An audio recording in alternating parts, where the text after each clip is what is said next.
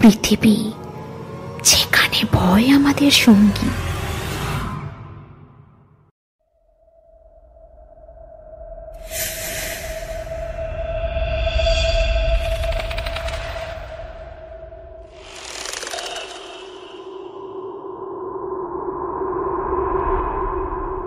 অন্ধকার রাত, কুয়াশায় ঢাকা রাস্তা, আর কানের ভিতর শোনা যায় অজানা কিছুর নিঃশ্বাস।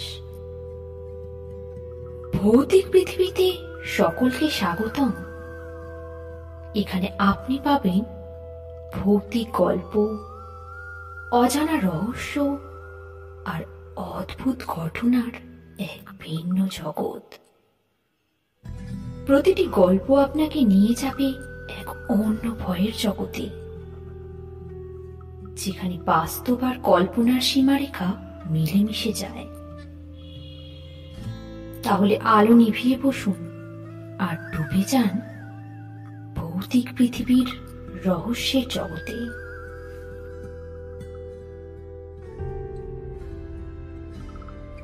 এই গল্পটি সম্পূর্ণরূপে কাল্পনিক। এই গল্পের সঙ্গে যদি কোনো বাস্তব ঘটনার বা অন্য কোনো গল্পের মিল পাওয়া যায়, তা সম্পূর্ণ কাকতালীয়। আজকের গল্পের নাম ভৌতিক ট্রেনে সুন্দর যুবতীর ভূত। পাথরঘাটা থেকে ঢাকাগামী মেঘদূত এক্সপ্রেস প্রতিদিন হাজারো যাত্রী নিয়ে ছুটে চলে, কিন্তু ট্রেনটির একটি কামরা নিয়ে দীর্ঘদিন ধরে এক রহস্যময় গল্প প্রচলিত রয়েছে। এটি ট্রেনের দ্বিতীয় কামরা, যেখানে গভীর রাতে এক সুন্দরী যুবতীর ছায়া দেখা যায়। তার নাম অরুন্ধতী। প্রায় 30 বছর আগে ঘটে যাওয়া এক ভয়াবহ দুর্ঘটনার স্মৃতি বয়ে বেড়ায় এই কামরা, যা আজও যাত্রীদের মনে গভীরে দাগ কেটে যায়। রমেশ চক্রবর্তী নামে এক ব্যক্তি মেঘদূত এক্সপ্রেসের গার্ড হিসাবে কাজ করছেন প্রায় 3 দশক।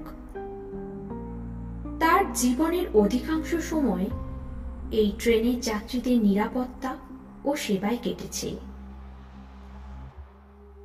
তিনি জানেন এই ট্রেনে ঘটে যাওয়া প্রতিটি অদ্ভুত ঘটনার পিছনে একটি করুণ ইতিহাস লুকিয়ে আছে। অরুন্ধতীর গল্প তিনি বহুবার শুনেছেন এবং অনুভব করেছেন।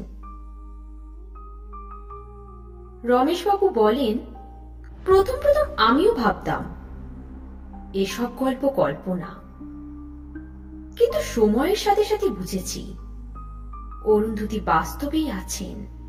তিনি এই ট্রেনেরই অংশ হয়ে গেছেন। 30 বছর আগে এক বসন্তের সন্ধ্যায় অরুন্ধতী তার প্রেমিক অর্ণবের সঙ্গে পালিয়ে যাওয়ার সিদ্ধান্ত নেন। সমাজের চোখে তাদের সম্পর্ক ছিল নিষিদ্ধ, তাই তারা মেঘদূত এক্সপ্রেসে চেপে ঢাকায় পালিয়ে যাচ্ছিল।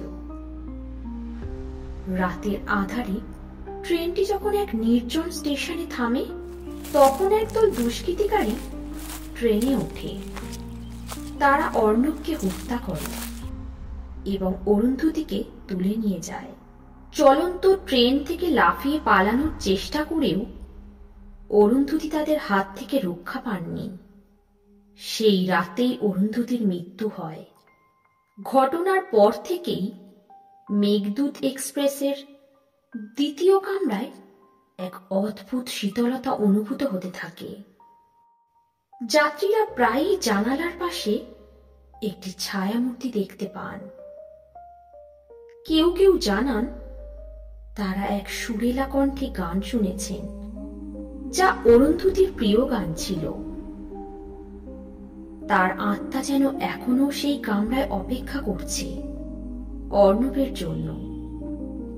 রমেশবাবু বলেন, অনেক যাত্রী বলেছে বিপদে পড়লে অরুন্ধতী তাদের সাহায্য করেছে। কেউ হারিয়ে গেলে তাকে খুঁজে পেতে সাহায্য করে। তার উপস্থিতি যেন এক অভিভাবকের মতো।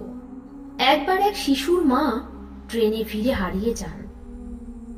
গভীর রাতে যখন সবাই ঘুমিয়ে, তখন শিশুটি কাঁদতে কাঁদতে ওই কামরায় যায়। সেখানে সে একটি মেয়ের ছায়া দেখতে পায়। ছায়াটি তাকে সান্ত্বনা দিয়ে তার মায়ের কাছে ফিরিয়ে নিয়ে যায়। এই ঘটনা শোনার পর যাত্রীরা হতবাক হয়ে যান। এমন আরো অনেক ঘটনা রয়েছে যেখানে অরুন্ধতির আত্মা বিপদে পড়া যাত্রীদের সাহায্য করেছে। রমেশবাবু বলেন, আমার চাকরির মেয়াদ শেষ হওয়ার পরও আমি এই গল্পটা ভুলতে পারবো না। অরুন্ধতির আত্মা যেন এই ট্রেনেরই অংশ। তিনি আমাদের সঙ্গেই থাকেন, আমাদের রক্ষা করেন। মেঘদূত এক্সপ্রেসের যাত্রীরা জানে ট্রেনের দ্বিতীয় কামরায় বসে আছে এক সুন্দরী যুবতীর আত্মা, যিনি জীবনের করুণ গল্পের সাক্ষী। অরুন্ধতির উপস্থিতি যেন ট্রেনটির ঐতিহ্যের একটি অংশ হয়ে গেছে। তার আত্মার গল্প আজও মানুষের মুখে মুখে ঘোরে, যেমনটি রমেশবাবু শোনান তার নতুন সহকর্মীদের।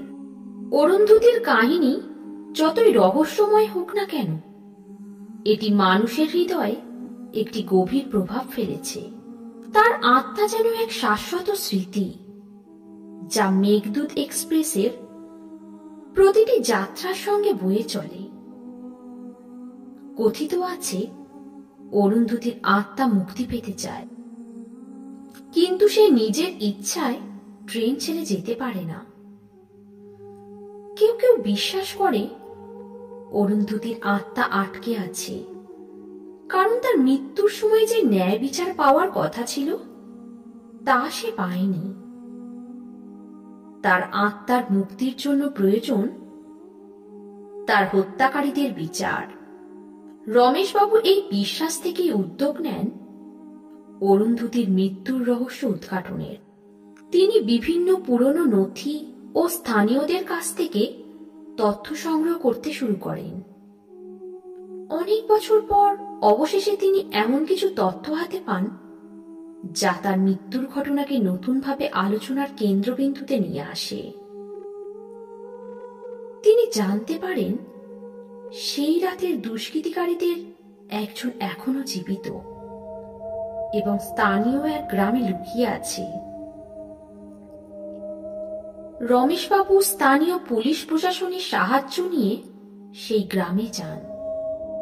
দীর্ঘ অনুসন্ধানের পর তারা সেই অপরাধীকে গ্রেপ্তার করতে সক্ষম হয়। অপরাধী স্বীকার করে কিভাবে তারা অরুন্ধতী এবং অর্ণবকে হত্যা করেছিল। তার স্বীকারোক্তির ভিত্তিতেই আদালত তাকে শাস্তি প্রদান করে। অরুন্ধতীর ন্যায় বিচার পাওয়ার খবরটি যখন মেঘদূত এক্সপ্রেসে ছড়িয়ে পড়ে, তখন যাত্রীরা যেন এক অন্যরকম প্রশান্তি অনুভব করে।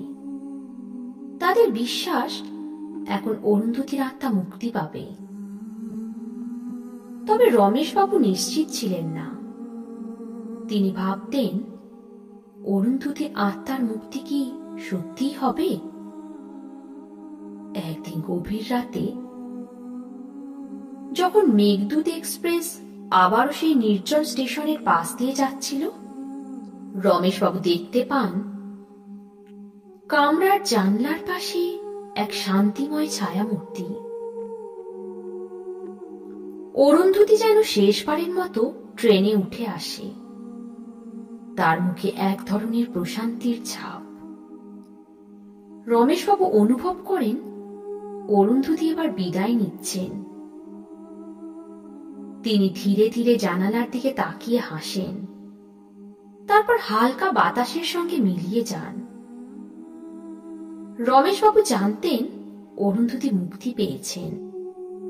তার আত্মা এবার শান্তিতে বিশ্রাম নিতে পারবে। অরুন্ধতীর গল্প আজ মেঘদূত এক্সপ্রেসের ইতিহাসের একটি অংশ।